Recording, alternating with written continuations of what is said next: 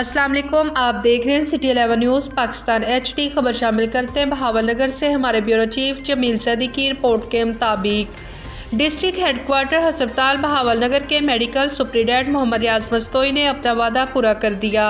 एक हफ्ते पहले मीडिया नुमाइंदों में शेख वकास इकबाल, शहबाज प्रिंस और जमील सैदी से गुफ्तगू करते हुए कहा था कि पुरानी इमरजेंसी जल्द ही बहाल करवा रहा हूँ।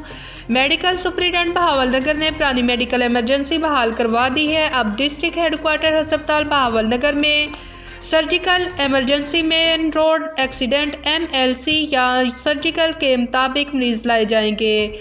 इसके अलावा बाकी तमाम मेडिकल मरीज़ अपनी पुरानी इमरजेंसी में इलाज किया जाएगा।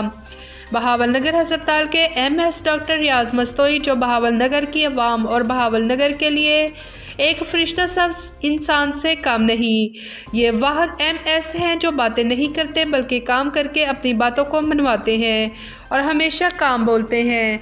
मज़ीद खबरों के लिए देखते रहें सिटी 11 न्यूज़ पाकिस्तान HD।